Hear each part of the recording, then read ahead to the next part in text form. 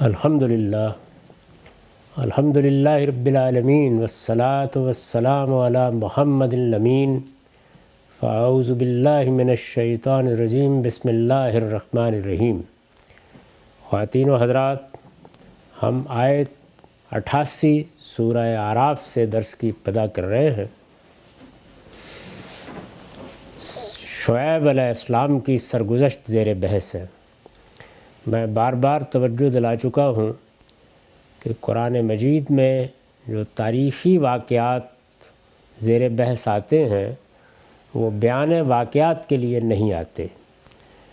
قرآن اپنے مقدمات، اپنی دعوت کے مقدمات کے لیے یہ واقعات استدلال کے طور پر پیش کرتا ہے، اور اس میں خاص طور پر دینونت کے واقعات، جن کو قرآن مجید ایام اللہ کہتا ہے، اللہ تعالیٰ کی جزا و سزا کا دنیا میں ظہور ہوا، وہ جزا و سزا جس کی منادی اللہ کے پیغمبر کرتے ہیں، وہ بعض قوموں نے خود اپنی آنکھوں سے اس دنیا میں دیکھی۔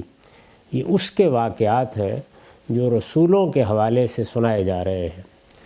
میں نے عرض کیا کہ اس میں جو واقعات پہلے بیان ہو چکے ان کی وضاحت بھی ہم نے کر دی۔ یہ سیدنا شعیب ہیں جن کی سرگزشت اب ہم سن رہے ہیں۔ اس میں بات یہاں تک پہنچ گئی تھی کہ ان کی قوم کے لوگوں نے جب کسی طرح بھی ان کی بات سن کر نہیں دی تو انہوں نے یہ کہا کہ وَإِن كَانَ طَائِفَةٌ مِّنكُمْ آمَنُوا بِالَّذِي أُرْسِلْتُ بِهِ وَطَائِفَةٌ لَمْ يُؤْمِنُوا فَاصْبِرُوا حَتَّى يَحْكُمَ اللَّهُ بَيْنَنَا وَهُوَ خَيْرُ الْحَاكِمِينَ کہ اگر تم میں سے ایک گروہ اس چیز پر ایمان لے آیا ہے جس کے ساتھ میں بھیجا گیا ہوں، اور ایک گروہ ایمان نہیں لایا، تو انتظار کرو یہاں تک کہ اللہ ہمارے درمیان فیصلہ کر دے، اور وہی سب سے بہتر فیصلہ کرنے والا ہے۔ یہ آخری مرحلے کی بات ہے، یعنی جب اللہ کا پیغمبر یہ محسوس کر لیتا ہے کہ جو کچھ بلونا تھا بلو لیا، اور اس سے اگر کوئی چیز برآمد ہونا تھی تو وہ ہو گئی۔ ایک گروہ نے اگر یہ فیصلہ کیا کہ وہ ایمان لائے گا تو اللہ نے اس کو توفیق بخشی، وہ ہدایت سے بہرہ یاب ہوا، وہ اب میرے ساتھ ہے۔ اور اگر ایک گروہ نے یہ فیصلہ کر لیا ہے کہ وہ انکار ہی کرے گا، بات کو ماننے کے لیے تیار نہیں ہوگا، حقائق کا اعتراف نہیں کرے گا، تو بہرحال اب اس کے سوا کیا چارہ ہے کہ میں نے اپنی ذمہ داری ادا کر دی، جو کام میرے ذمے لگایا گیا تھا وہ میں نے پورا کر دیا، اب اللہ کا فیصلہ آئے گا، اللہ کے فیصلے کا انتظار۔ یہ بات بھی کئی بار واضح کی جا چکی ہے کہ یہ آخری فیصلہ جو رسولوں کی بعثت کے بعد اور اتمام حجت کے نتیجے میں ہوتا ہے، اس میں پیغمبر اپنی طرف سے کچھ نہیں کر سکتے۔ ان کو جب تک کہا جاتا ہے وہ دعوت دیتے ہیں، دعوت دیے چلے جاتے ہیں، پیغام سناتے ہیں، بات کہتے چلے جاتے ہیں۔ بارہا نوبت یہاں آ جاتی ہے کہ وہ ہاتھ اٹھا کے دعا کرتے ہیں کہ پروردگار اب ہم سے اور کیا مطلوب ہے۔ سیدنا نوح علیہ السلام کی دعا سے اس کا اندازہ کیا جا سکتا ہے کہ انہوں نے اپنے رب کے سامنے ہاتھ اٹھا دیے اور یہ کہا کہ میں نے تو برسوں بلکہ صدیوں ان تک پیغام پہنچایا، لیکن ان کے کانوں پر جوں بھی نہیں رینگی۔ اب تو مجھے یہ توقع بھی نہیں ہے کہ ان کی اولادوں میں سے بھی کسی کو یہ توفیق ملے گی کہ وہ ایمان لائے اور حقائق کا اعتراف کر لے، تو ہاتھ اٹھا دیتے ہیں۔ اس طرح کے مراحل بھی آ جاتے ہیں، لیکن نہ وہ اپنی قوم کو اپنی مرضی سے چھوڑ سکتے ہیں، نہ اپنی دعوت کو منقطع کر سکتے ہیں، اور نہ کسی عذاب کا فیصلہ سنا سکتے ہیں۔ یہ سب معاملات رسولوں کی بعثت کے بعد اللہ ہی کے ہاتھ میں ہوتے ہیں۔ وہ بتاتے ہیں کہ آپ کب تک یہ دعوت دیتے رہیں گے۔ چنانچہ رسالت مآب صلی اللہ علیہ وسلم کو بھی بار بار توجہ دلائی گئی کہ لا تمنن تستکثر، اپنی دعوت کو بہت زیادہ خیال کر کے کہ بات پہنچا دی، ہر لحاظ سے واضح کر دی، آپ منقطع نہیں کر سکتے۔ اور یہ کہ جب تک ہمارا فیصلہ نہیں آئے گا آپ کو صبر کے ساتھ اپنا کام جاری رکھا ہے۔ فاصبر لحکم ربک، اللہ کا جو حکم ہے اس پر آپ کھڑے رہیں گے، انتظار کریں گے یہاں تک کہ فیصلہ صادر ہو جائے۔ وَلِرَبِّكَ فَاصْبِرْ، یعنی آپ کو اپنے پروردگار کے حکم کے انتظار میں رہنا ہے، اور یہ وہی فیصلہ کرے گا۔ اسی طرح ہجرت کا فیصلہ قوم کو چھوڑنے کا فیصلہ، برات کا فیصلہ، آخری مرحلے میں قوم سے کیا کہنا ہے، یہ سب اللہ تعالیٰ کرتے ہیں۔ اس کو قرآن مجید نے ہر لحاظ سے واضح کر دیا ہے۔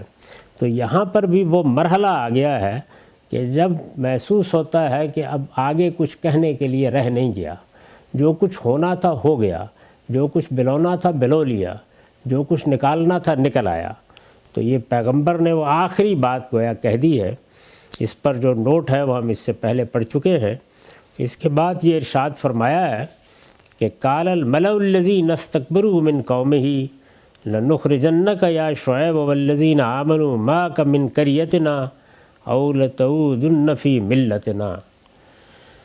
جب پیغمبر نے یہ بات کہی تو اس کی قوم کے بڑوں نے جو متکبر ہو چکے تھے، اصل مرض یہ ہے، یعنی قوم کے سردار، قوم کے زعماء اس تکبر میں مبتلا ہوتے ہیں کہ ہمارے ہوتے ہوئے یہ کہاں سے دائی بن کے آ گئے۔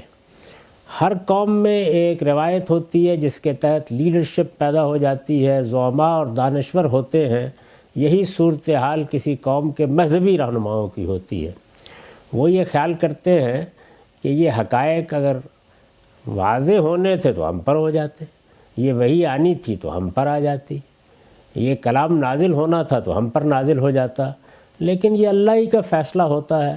نبوت ایک محبت ربانی ہے، اللہ کس کو اس کے لیے کھڑا کر دے یہ فیصلہ وہی کرتا ہے۔ چنانچہ جب یہ ہو جاتا ہے تو پھر جو انسان کے اندر ایک خامی موجود ہے، بلکہ بڑی خامی موجود ہے، اور وہ یہ کہ وہ اپنی بڑائی کو اور اپنی خودی کو اور اپنے مقام کو چیلنج ہوتے دیکھ کر حسد میں مبتلا ہوتا اور بڑی سے بڑی حقیقت کا بھی سامنا کرنے سے یا اس کو ماننے سے انکار کر دیتا ہے۔ تو اس لیے یہ فرمایا کہ استکبروا من قومہ، جو متکبر ہو چکے تھے، یعنی اگر متکبر نہ ہوتے تو سرداری اور بڑا ہونا یہ تو بلکہ حقائق کو جاننے کا ذریعہ بنتا، لیکن تکبر نے، استکبار نے راستے میں رکاوٹ کھڑی کر دی، پاؤں میں بیڑیاں ڈال دی، منہ بند کر دیا، حقیقت کا اعتراف نہیں کر سکے۔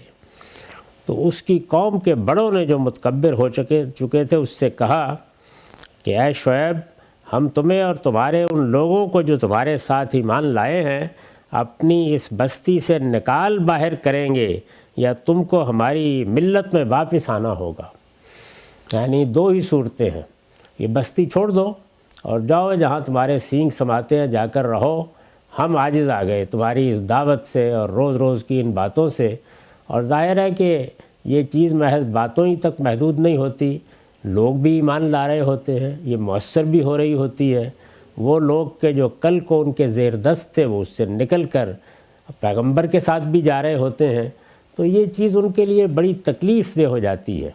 اس موقع کے اوپر پھر یہ کہا جاتا ہے کہ اس بستی کو چھوڑ دو، ہم تمہیں نکال کر باہر پھینک دیں گے، ہماری اس بستی میں، ہماری اس قوم میں تمہارے لیے کوئی جگہ نہیں ہے۔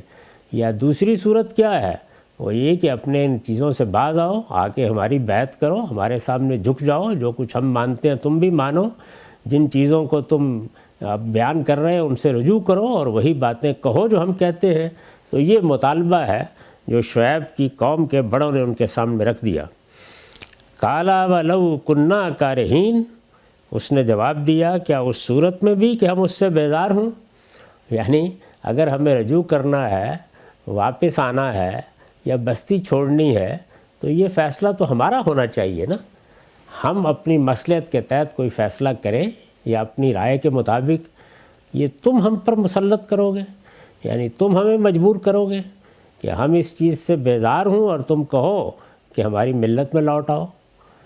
ہم پر یہ بات واضح ہو کہ یہ ناحق ہے اور تم کہو کہ اس کو حق کہہ کے اس کا اعتراف کرو، تو کیا ہماری مرضی کے خلاف یہ کرو گے؟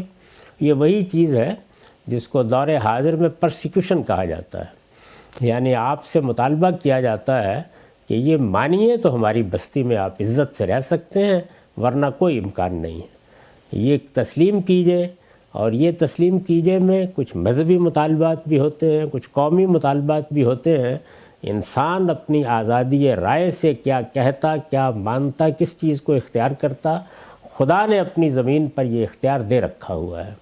لیکن اس طرح کے گروہ، اس طرح کی جماعتیں، اس طرح کے بڑے، اس طرح کے اکابر، اس طرح کے رہنما جب یہ دیکھتے ہیں کہ ان کی مسند کو چیلنج درپیش ہے، ان کے افکار کو چیلنج درپیش ہے، ان کی مشیخت کو چیلنج درپیش ہے، ان کی بڑائی کو چیلنج درپیش ہے، تو وہ یہ مطالبہ کرتے ہیں۔ اندازہ کیا جا سکتا ہے کہ اپنی ذات میں یہ مطالبہ کس پستی پر دلالت کرتا ہے۔ اگر کوئی باوقار گروہ ہے، کوئی باوقار قوم ہے، کوئی باوقار لیڈرشپ ہے، باوقار زعماء ہیں، تو ہمیشہ استدلال کریں گے۔ اگر آپ کی کوئی رائے ہے تو وہ کہیں گے کہ ہم اس رائے کی غلطی آپ پر واضح کرتے ہیں اور اپنی بات بیان کریں گے، اور اگر دوسروں کو بھی اس غلطی کے اثرات سے بچانا ہوگا تو استدلال کا طریقہ اختیار کریں گے۔ لیکن یہ کہ لینا، پکڑنا، بھاگنا جائیں، ان کا محاسبہ ہونا چاہیے، ان پر قانون کا تازیانہ برسنا چاہیے، ان کے بارے میں فیصلہ کرنا چاہیے، یہاں رہیں گے یا نہیں رہیں گے، ان سے مطالبہ کرنا چاہیے کہ یہ مانو تو یہاں رہ سکتے ہو ورنہ نہیں رہ سکتے، یہ انہی قوموں کا وتیرہ ہوتا ہے کہ جو حق کو چھوڑ کر استکبار اختیار کر چکی ہوتی ہیں۔ یہ قرآن مجید نے گویا اصل مرض پر انگلی رکھ دی ہے، استکبار۔ یعنی اگر استکبار نہیں ہوگا تو پھر اس طرح کے مطالبات نہیں ہوں گے۔ استکبار کبھی اپنی جمعیت کا ہوتا ہے، کبھی اپنے مقام کا ہوتا ہے، کبھی اپنی حیثیت کا ہوتا ہے، کبھی اپنی روایت کا ہوتا ہے۔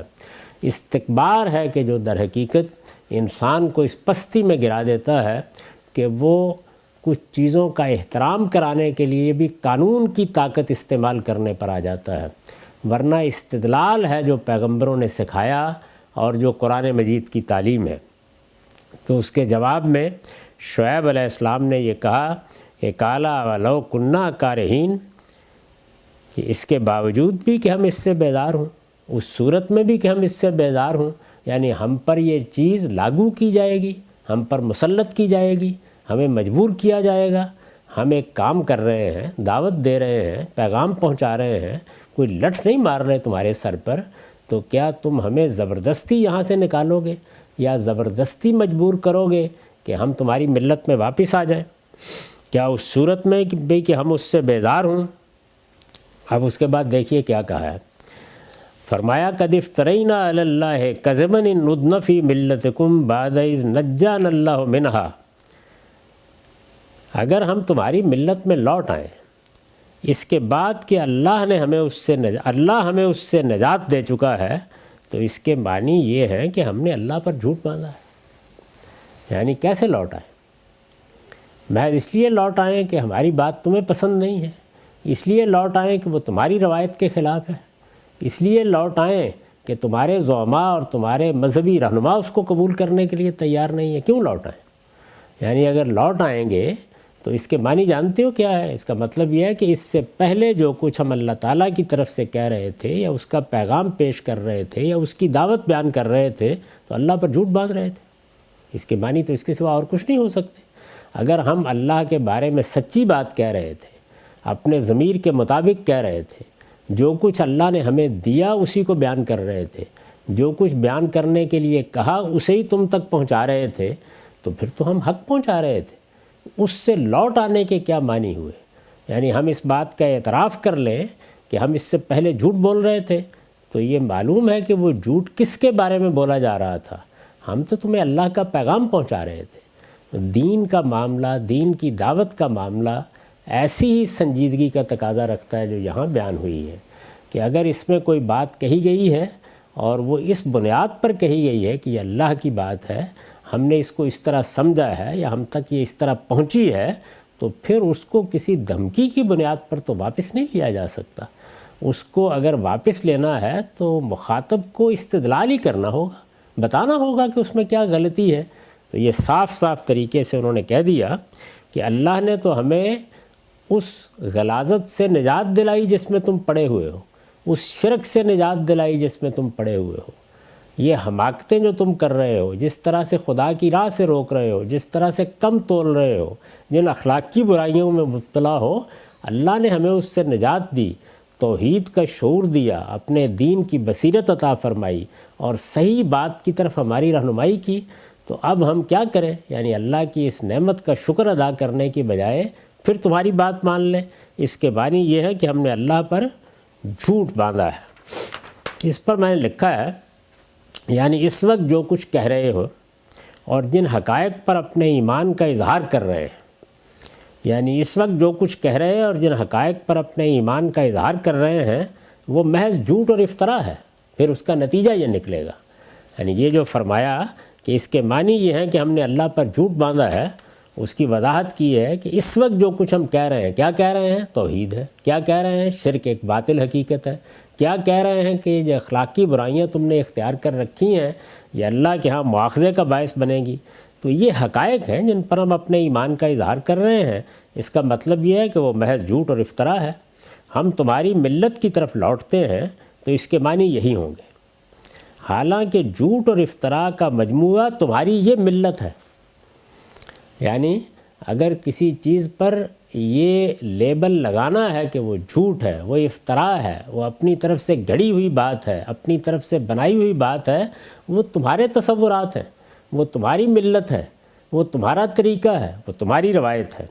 حق و صداقت کو چھوڑ کر ہم اس کی طرف کیسے لوٹ سکتے ہیں؟ یعنی ہم تو اس بنیاد پر کھڑے ہیں کہ سچائی یہ ہے، حقیقت یہ ہے، ہم اس کو چھوڑ دیں اور اس جھوٹ کی طرف لوٹ آئیں۔ ہم تو آخری درجے میں اس سے بیزار ہیں۔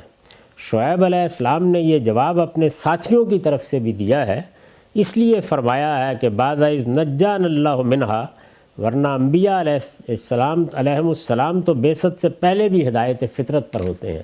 یعنی یہ جو فرمایا کہ اس کے بعد کہ اللہ نے ہمیں اس سے نجات دی، تو گویا ساتھیوں کی طرف سے، اپنے ساتھ ایمان لانے والوں کی طرف سے، ان کے وکیل کی حیثیت سے یہ بات شعیب علیہ السلام نے کہی، ورنہ پیغمبر اس سے پہلے بھی ہدایت پر ہوتے ہیں۔ وہ ہدایت کون سی ہوتی ہے؟ فطرت کی ہدایت۔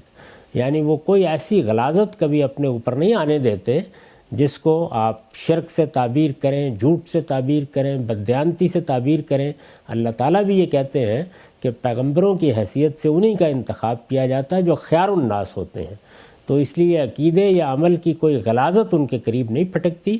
البتہ یہ ضرور ہوتا ہے کہ صحیح بات کیا ہے، ایمان کے حقائق کیا ہیں، کن چیزوں کا اعتراف کرنا ہے، کون سی چیزیں ہیں کہ جن کو مان کر دنیا کے سامنے ان کی گواہی دیتی ہیں۔ ان میں بعض چیزیں ہیں جو مبہم ہوتی ہیں اور وہ ایک خاموش انسان کی حیثیت سے اپنے معاشرے میں کام کر رہے ہوتے ہیں۔ تو انہوں نے کہا کہ اس کا مطلب پھر یہ ہوگا اگر ہم یہ کرتے ہیں۔ فرمایا کہ وَمَا يَكُونُ لَنَا أَن نَّعُودَ فِيهَا إِلَّا أَن يَشَاءَ اللَّهُ رَبُّنَا وَسِعَ رَبُّنَا كُلَّ شَيْءٍ عِلْمًا عَلَى اللَّهِ تَوَكَّلْنَا رَبَّنَا افْتَحْ بَيْنَنَا وَبَيْنَ قَوْمِنَا بِالْحَقِّ وَأَنْتَ خَيْرُ الْفَاتِحِينَ۔ نہیں، یہ ہمارے لیے ممکن نہیں ہے کہ ہم اس میں لوٹ آئیں۔ یعنی یہ کیسے ہو سکتا ہے؟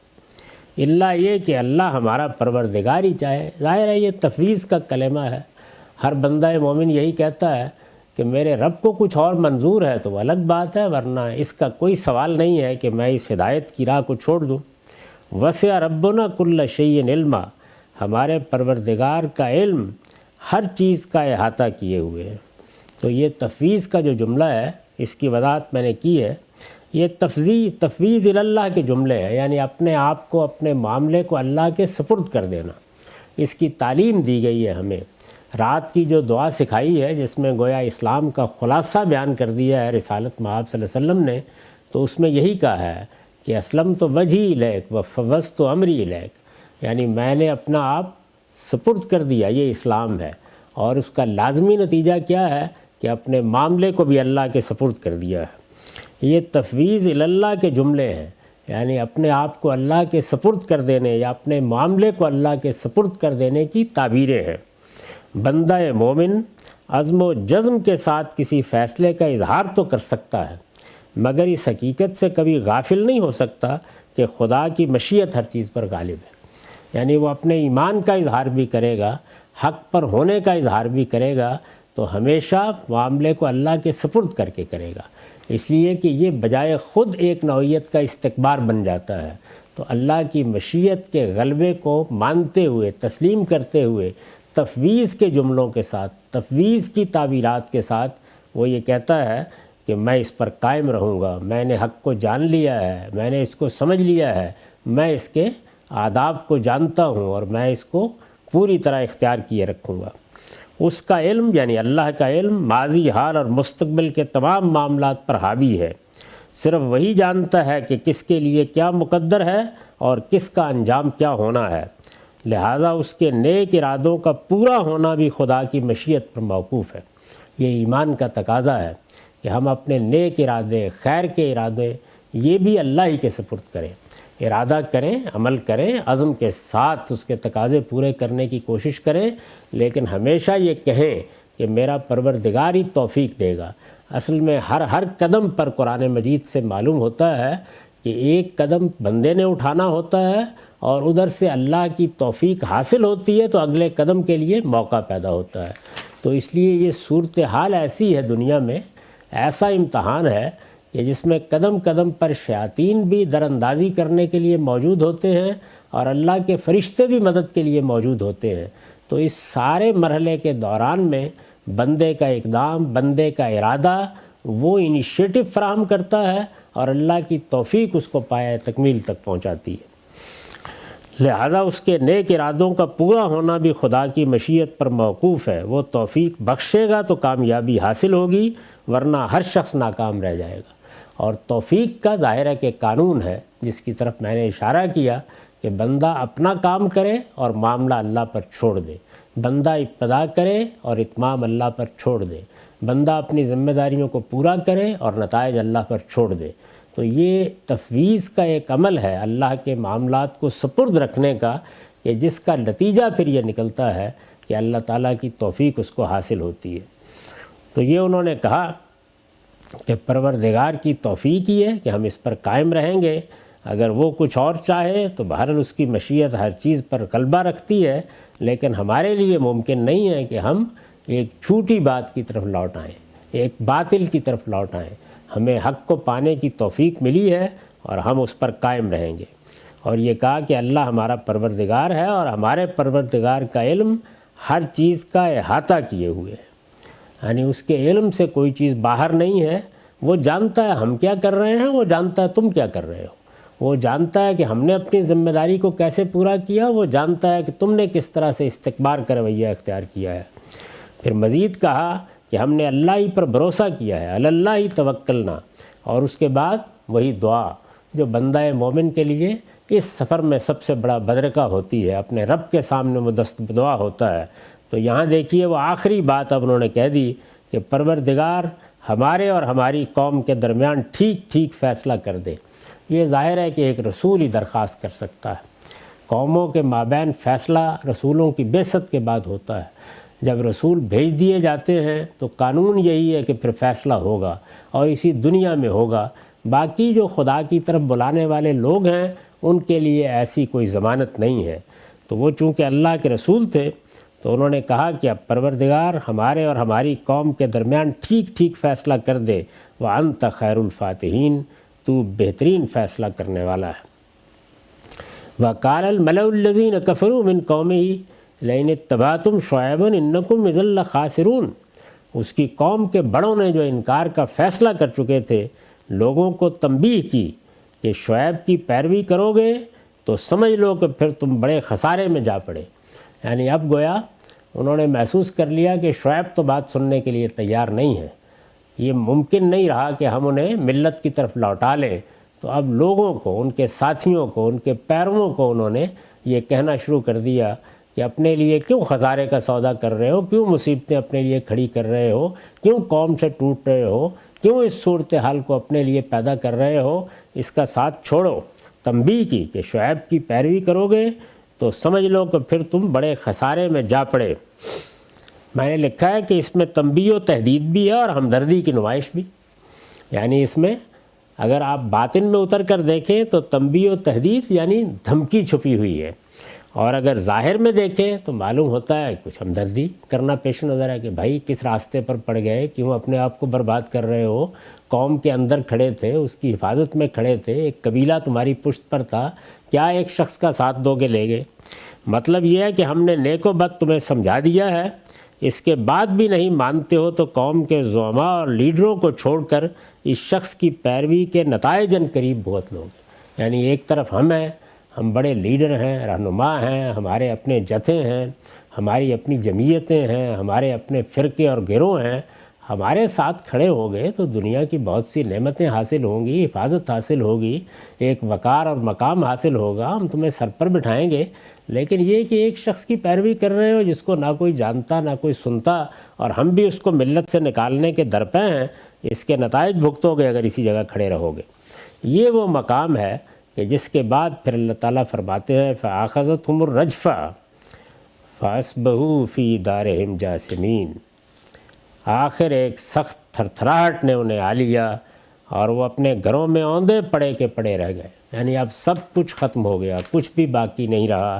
آخری فیصلہ آیا اور اللہ تعالیٰ نے تباہ کرنے کے لیے حکم صادر کر دیا۔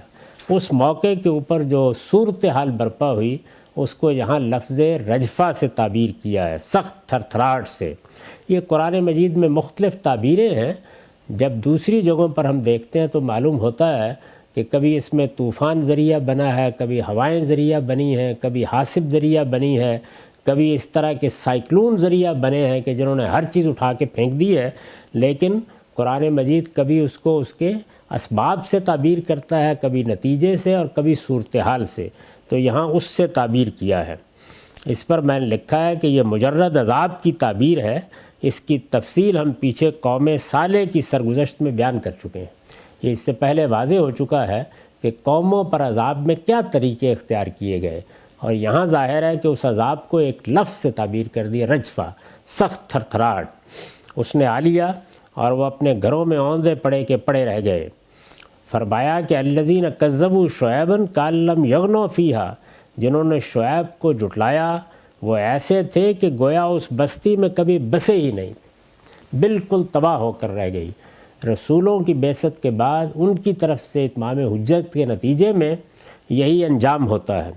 اب یہ دیکھیے کہ کس طرح اس کو بیان کیا ہے۔ الذین کذبوا شعیبا کأن لم یغنوا فیہا، جنہوں نے شعیب کو جھٹلایا وہ ایسے تھے کہ گویا اس بستی میں کبھی بسے ہی نہیں تھے۔ الذین کذبوا شعیبا کانوا هم الخاسرین، جنہوں نے شعیب کو جھٹلایا بالآخر وہی نامراد ہوئے، یعنی نامرادی کے لیے ان کو کہہ رہے تھے، نامراد خود ہوئے۔ یہ خیال کر رہے تھے کہ ان کے لیے تو بڑی جمعیت ہے، لیکن نتیجہ ان کے حق میں کیا نکلا۔ یہ میں نے لکھا ہے کہ یہ عذاب کا نتیجہ بیان ہوا ہے۔ استاذ امام لکھتے ہیں اس کے دونوں فکروں میں ان دونوں دھمکیوں کی طرف تلمیح ہے جو قوم شعیب علیہ السلام کے کفار نے حضرت شعیب علیہ السلام اور ان کے ساتھیوں کو دی تھی۔ یہ پیچھے وہ تہدید، وہ دھمکیاں بیان ہوئی ہیں۔ قرآن مجید نے یہاں جب نتیجہ بیان کیا، انجام بیان کیا، تو ان کی طرف تلمیح کی ہے، گویا اشارہ کیا ہے۔ انہوں نے دھمکی دی تھی کہ ہم تم کو اپنی بستی سے نکال کر چھوڑیں گے۔ اس کی طرف اشارہ کرتے ہوئے فرمایا کہ وہ خود اس دیار سے اس طرح مٹے گویا کہ ان دلوں میں کبھی تیل ہی نہ تھا۔ یعنی استکبار جب تھا اور جب کھڑے تھے اور جب ان کی جمعیت مستحکم تھی اور جب شعیب تنہا تھے اور ان کے چند ساتھی تھے، اس وقت تم طراق کا ایک عالم تھا، اور وہ یہ کہہ رہے تھے کہ یا تو ہماری ملت میں واپس آؤ یا ہم تمہیں اس بستی سے نکال باہر کریں گے۔ قرآن مجید نے کہا کہ پھر جب ہماری گرفت ہوئی اور ہم نے اس بستی کو الٹ دیا تو وہ جو بستی سے نکالنے والے تھے اس بستی میں اس طرح اوندے پڑے ہوئے تھے کہ گویا کبھی یہاں بسے ہی نہیں تھے۔ وہ سب تم طراق ختم ہو گیا، اس استکبار کی ہوا نکل گئی اور دنیا میں کوئی چیز بھی ان کی باقی نہیں رہی۔ تو ایک پہلو یہ، اس کی طرف اشارہ کرتے ہوئے فرمایا کہ وہ خود اس دیار سے اس طرح مٹے گویا کہ ان تلوں میں کبھی تیل ہی نہ تھا۔ انہوں نے حضرت شعیب علیہ السلام کے ساتھیوں کو دھمکی دی تھی کہ اگر تم اس شخص کی پیروی سے دستکش نہ ہوئے تو بڑے خسارے میں پڑو گے۔ یہ ابھی پیچھے ہی بیان ہوا ہے کہ اگر تم نے شعیب کی پیروی کی انکم اذا لخاسرون، یہ اس قوم کے لوگوں نے کہا تھا۔ اس کی طرف اشارہ کرتے ہوئے فرمایا کہ جنہوں نے شعیب کو جھٹلایا وہی خسارے میں پڑے۔ یعنی وہ تو یہ کہہ رہے تھے کہ شعیب کے ساتھی خسارے میں پڑیں گے، لیکن جب اللہ کا فیصلہ صادر ہوا تو سب سے بڑے خسارے میں یہی لوگ تھے۔ اب کیا ہوا؟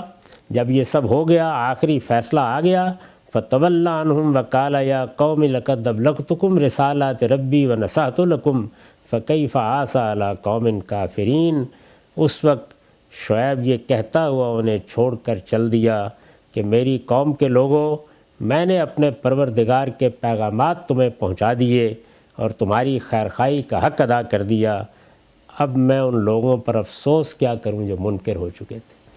پیغمبر اس دل گرفتگی کے عالم میں اپنی قوموں کو چھوڑتے ہیں۔ گویا جس وقت یہ فیصلہ صادر ہوا، قوم کی تباہی کے لیے اعلان کر دیا گیا، تو وہ یہ کہتے ہوئے اپنی قوم سے نکل گئے۔